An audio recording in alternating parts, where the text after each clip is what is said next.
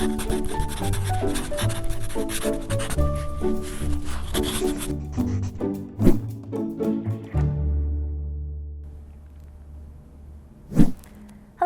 I'm Dawn Durham, and welcome to PaTTANpod. Competitive integrated employment grants are available for local education agencies, including school districts, intermediate units, charter schools, approved private schools, and chartered schools for the deaf and the blind. The intent of these grants is to establish or expand effective, competitive, integrated employment programming for youth with disabilities. We are fortunate today to have Mr. Eric Jankowski and two students, Carson and Dean, from Baldwin High School, joining PaTTANpod to share how they utilize grant monies to create a successful business and learning experience for students. Welcome, all three of you. Thanks for joining us on PaTTANpod today.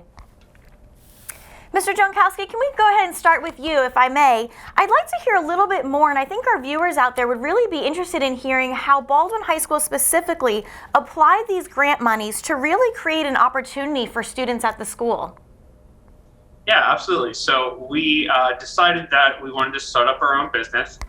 We previously had started up a coffee shop called the Baldwin B, and we were looking at another way that we could, interact with students and teach job skills and things like that. So the model that we came up with was to create our own shop where we made products to sell.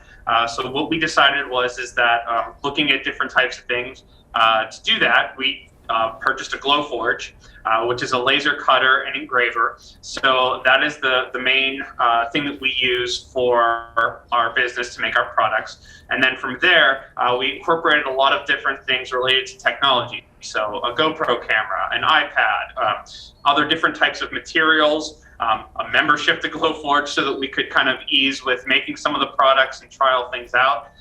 So looking at the different ways we can incorporate technology into real world job skills, but then also at the same time being able to teach some of these skills to our students in a setting that would allow them to be successful, make mistakes, learn how to do things, and really make something that's different, that's maybe not accessible everywhere else. So I hear you. So you have a coffee shop at the high school, and you wanted to really kind of expand on that experience to creating products that folks can go ahead and purchase. And in that process, it looks like you're really kind of building some interactions for the students with each other, with the adults, with the larger community. And I heard you talk about job skills, the very important job skills that our students are going to need post-high school. The learning environment that has been created through this opportunity has been quite extensive. And you've really, it sounds to me like you've created an opportunity not just to benefit the students, but really benefits the entire community at a large. And I think that's something to be commended and really proud of. Carson, if I can jump to you for a moment here. When you talk about producing products to sell, we have to start thinking about, well, what might sell? What are people interested in? So how do you all determine what are the products you're going to develop and create to then sell to the public? Okay, so coming up is obviously a holiday time, so that part was pretty easy. We had most of our items are holiday themed, and then me and Mr. J looked through the Glowforge website and found a couple of popular games, like Tic-Tac-Toe, for example, is one of our games that we're going to be selling, and just other games that we thought many people would be interested in. We came out with a puzzle that we found that we thought would be pretty cool. So just stuff that we thought the public would like the most and actually get instead of just us waste. That's awesome. So it's really about, you're really kind of gauging interest in what's out there, and you are capitalizing on the holiday season, which is always a good idea to do when you're in marketing and product development. I heard you talk about popular games. What are the kids playing? Like you'd mentioned Tic-Tac-Toe and some other popular games and activities that people are using and hanging out with their families more and more. So you're producing products that kind of align with those, and you're really building such a strong grasp of and ensuring that we have interest and intent before we develop these products. So that whole learning process is so valuable, and I'm sure you and your colleagues and your peers would agree with that. So I'm listening to this and I'm getting a little itchy to go out and purchase some of these products because I'm curious, what are these holiday items you've made? What are these games that I could also bring home to my own family, maybe even to my classroom? Dean, could you help us out? Where would I purchase these products? How can I get them into my hands? on island on the internet and for PopUp Sales. and our pop-up sales. So we have kind of an online store and a pop-up sale location. That is wonderful. Great. And we'll make sure that we go ahead and link that internet site right into the credits of the show today, because we do want folks to go ahead and visit and see all of the great material and products that you all have put together. Dean, I'm going to stick with you for a moment if I could.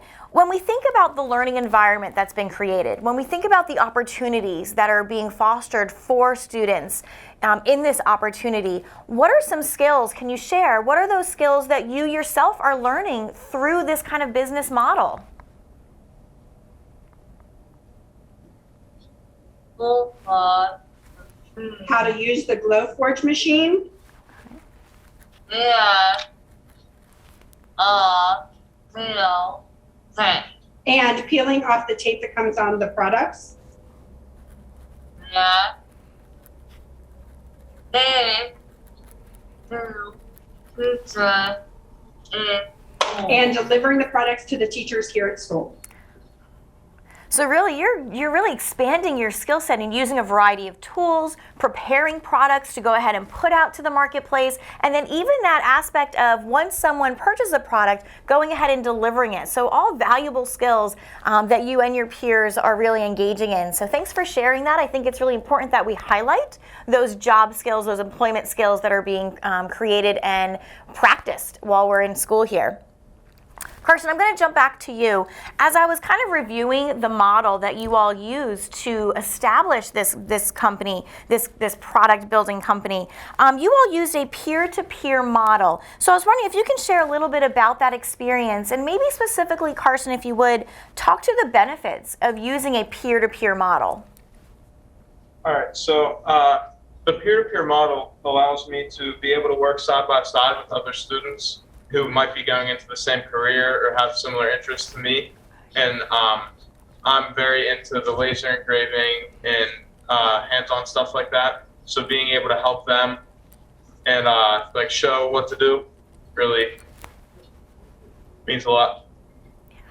So when we think about you're a coach, you're a mentor, you've got this whole apprenticeship model going on. And when we think about that peer-to-peer model, and Carson, you said it so wonderfully, these are other peers who are interested in similar tasks or similar career fields, and to really have that opportunity to kind of collaborate and work hand in hand.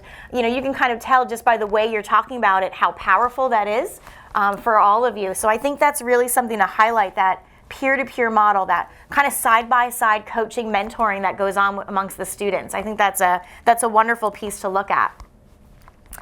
So I'm listening, you know, and I'm already itching to go do a little bit of shopping. I'm excited about the opportunities that are being provided for you all at that school. And I have to wonder if other folks are listening and they're saying, this would be a great opportunity for us as well to really apply for one of these competitive integrated grants, employment grants, to start to build the same kind of structure that you all have done out there.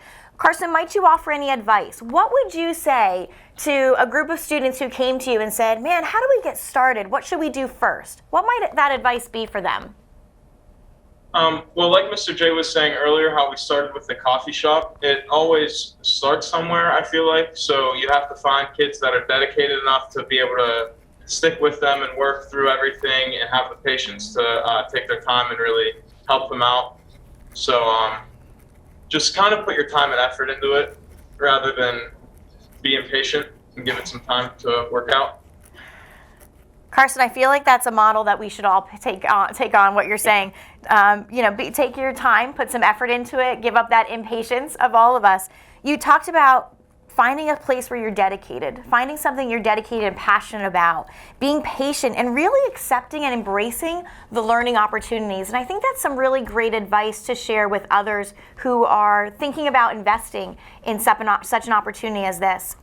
I have to tell you, I'm tickled that we were able to talk to all of you today. I do understand that you'll be featured in the Post-Gazette or have been featured in the Post-Gazette recently. That's really exciting that you have the opportunity to showcase for others what it is you've been able to do at the school. So thank you so much, Mr. Jankowski, Carson, and Dean. Thank you all for being with us today on PaTTAnpod. We're so fortunate to be able to talk with you today. Thank you very much. Oh gosh, of course. We're so excited and proud that you all are joining us today. Thank you to all of you in the field. You are truly an inspiration to us all. A special thank you to John Ragsdale for producing this podcast. We'll see you next time on PaTTAnpod.